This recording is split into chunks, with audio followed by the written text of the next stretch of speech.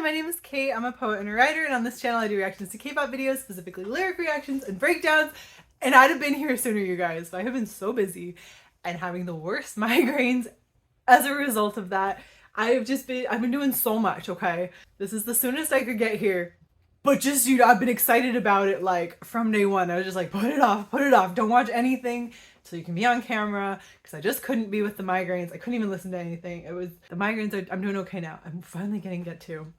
Suga's back as Agust, and he's back with IU. This is like the dream come true. Ever since the first IU video that I reacted to was 8, which is her collab with Suga, where he produced it for her and also rapped on the song, and it was way sadder than expected, but incredible. This time it's his, and it's People Part 2, and People is one of my favorite of his songs. It's so beautiful. It's on my like comfort playlist. IU is featuring.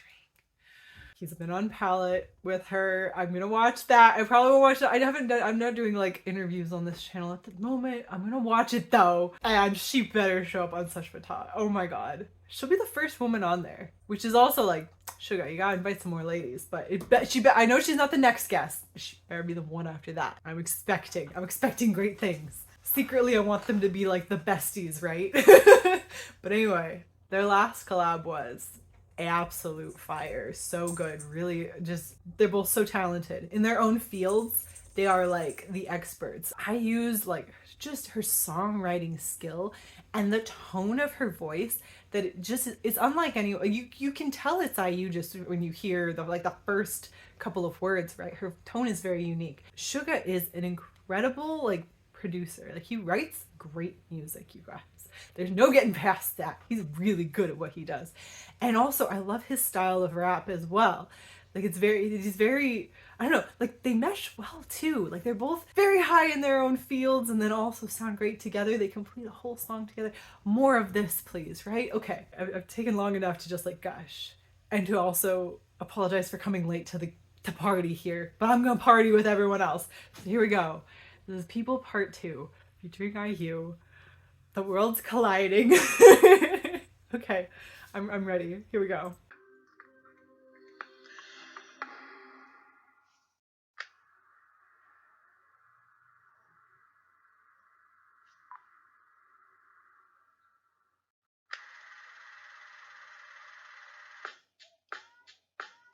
So time not right go. I know you know anything to know. So time not right go.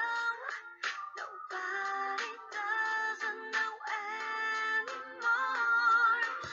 Interesting. Okay, so we're starting with some English lyrics. And they're a little wonky. Like, this is a very like an interesting slow opening, but then that drum part comes in. So time is yet now. It doesn't read fluidly in English, right? And yet when she sings it, it sounds very nice. Right here to go. It almost seems like a jumble of thoughts a little bit, the way it's written. And most likely Suga wrote the lyrics and English is not his first language, but I know, you know, anything does know. So time is yet now. Right here to go. And then nobody doesn't know anymore. So everyone knows. So just a little bit like a jumble of thoughts, but everyone knows. And this is very Suga sitting in his room quietly writing lyrics. It's very much, that's who he's been from the start, right? Suga's never been the one to put on like a front, to put on a face, to put on a persona.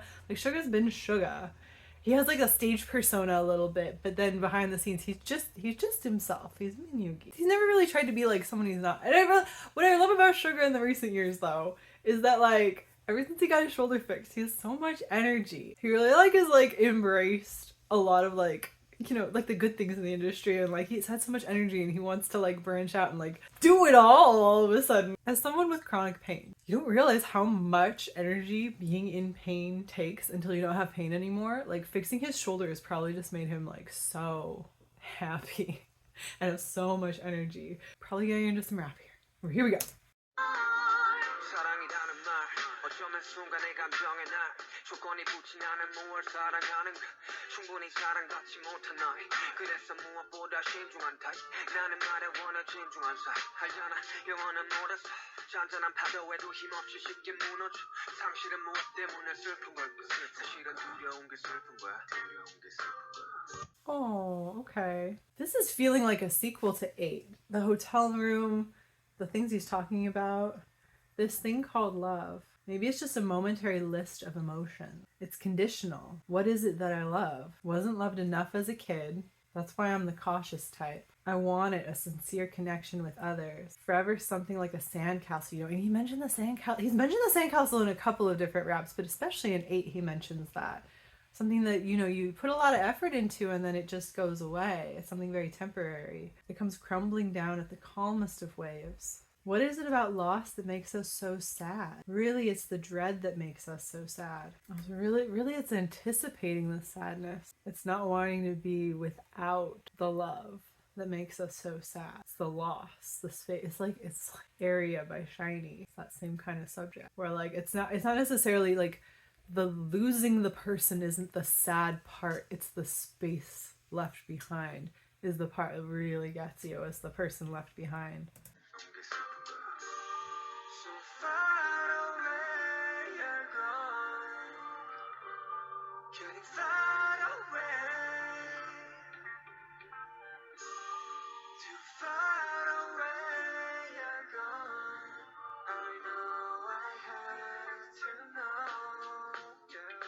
Oh, now he has a dog. Okay, and then Far Away is one of his like kind of critically acclaimed songs, isn't it? Also his voice. He's been working on his singing voice. Sounds real nice. Too far away, you're gone. I know I have to know. Almost I have to accept it. So tell me, yeah, now why did it go? I know you know anything there's no. So tell me, yeah, now why did it go? Nobody doesn't know anymore. Nice setup he has there in this pretty house that he's in right now. I'm feeling resistant to being sad right now, and that's my own business. I feel like this is the kind of song that would hit me very hard at some point. It really very much feels like a sequel to 8. And I don't know necessarily specifically what he's talking about here. 당신은 무엇 때문에 슬픈 걸까? 사실은 두려움이 큰 거잖아. 함께 미래 그리던 우리는 없고 쌓은 모든 성들을 부셔버린 것은 우린 거야. 승패가 없는 게임이라지만 난 언제나 게임 loser. 모든 걸 주겠다던 우린 모든 것을 부셔. 그다나지 사랑이던 사람이든 모두가 이기적이기 때문이야. Oh, this is a relationship that doesn't go. He thinks about relationships really cool. The songs he has that are about relationships are very, very interesting. He's like RM in that way. The two of them, when they decide to write lyrics about relationships, he's always just like, this isn't working out. What is it that makes you so sad? Again, he's asking. Really, it's the dread that's so daunting. The us that dreamt of a future together is no more. So we're not in a relationship. We're the ones who tore down the sandcastle. We weren't just waiting for it to go away. We tore it down. They say there are no winners and losers in this game, but I'm always the loser. Game of love? Game of life? We said we'd give it our all, but we tore it all down. And then we leave. Because both love and people are selfish. But dogs are great. So far away you're gone, getting far away, too far away you're gone. I know I have to know, yeah. I think in the context of Suga's life and the time when he probably was writing this song, BTS are accepting that they have to go to the military, kind of pulling the trigger on their own for that, and you know, kind of breaking up the group for a time, and even knowing that they'll be coming back together in the end. Kind of, you have that worry that like, even so, there's this gap, and just knowing that because he would have been writing this around the time when they're kind of ready to pull the trigger on that, basically, and that he is also going to have to go into his military service, getting far away. This dream we built, this career, this hope, and also this could just be a love song, right? Too far away, you're gone. And I know I have to know, like I have to accept this. And also that the time is yet now. And one of the last songs that BTS put out was the best moment is yet to come. So the time is yet now, right here to go. I know you know. Anything does. And I'm back in his studio and nobody doesn't know anymore.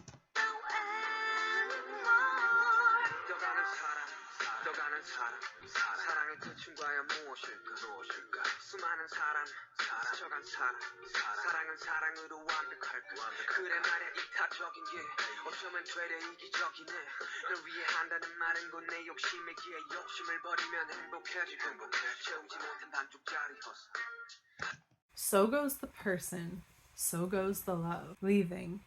What comes at the end of love? Damn, what does come at the end of love? Other than the sadness until new love comes and fills its place. Endless people.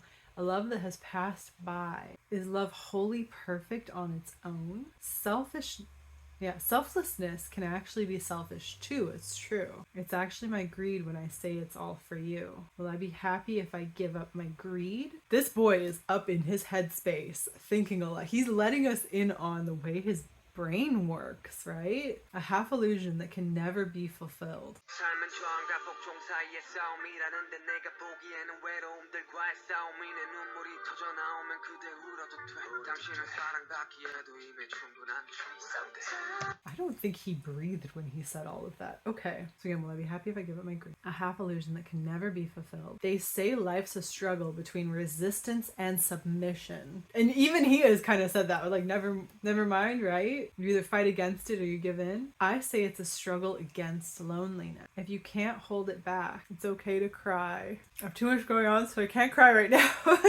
You're already more than enough to be loved.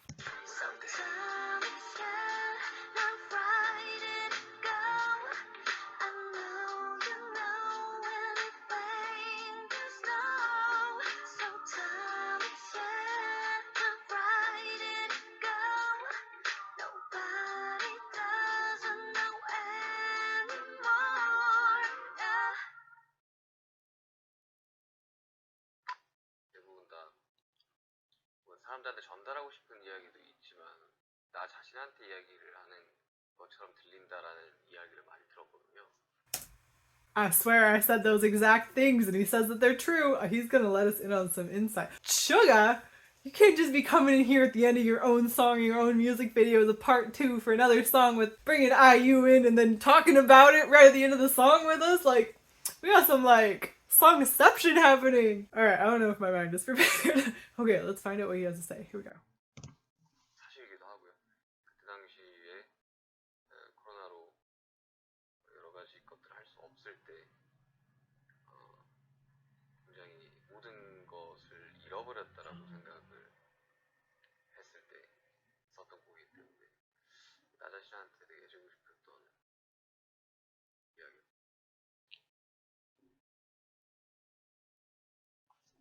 Oh, I don't know how I feel about having the message, the explanation tacked onto the end of the video. I feel like a lot of times it almost bothers me, like especially in poetry. I've read a collection where someone then like in footnotes explained each poem, and I was like, I hate this because it almost detracts from the way.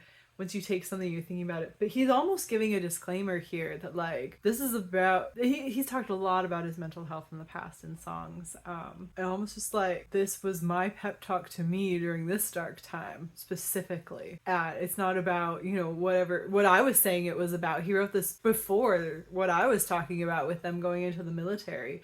Saying this is about that specific dark time. What do you think about the disclaimer at the end? And then, what do you think about the song? Because it was really beautiful. It felt very much like his inner personal monologue, like a pep talk to himself, like a train of thought, how it goes in Suga's mind, right? Like almost like we were being let in on the rough draft in a way. In this like very like polished, beautiful song, but it was like we were being let in on the rough draft of the lyrics a little bit. It was cool. It was different, right? It was very, I don't know, it was surprising in a completely different way from how some of the other BTS members have surprised me so far with their solo releases. First of all, bringing IU in her beautiful voice, loved it. When More came out and it was like, jaw to the floor, who is this new J-Hope? Or with RM where like I couldn't handle the care he had put into conveying his message perfectly. I couldn't handle that with Wildflower, or with Jimin when he was like, this is my field of prowess is dance and I'm gonna blow your socks off with Set Me Free, right? This one is so different in the way it's shocking me that it feels so much like he's pushing hand scratched written pages towards us and just being like, what do you think about this? Where everything else we've seen from Suga is kind of put together, the final product. And then this one feels very much more not raw in the way that some of his other music has been raw and honest, but just very just rough draft almost. And I don't know what I think about it exactly. I'm gonna have to probably watch it and watch this palette interview as well, because I'm so excited to see them together. I secretly want them to be besties, okay?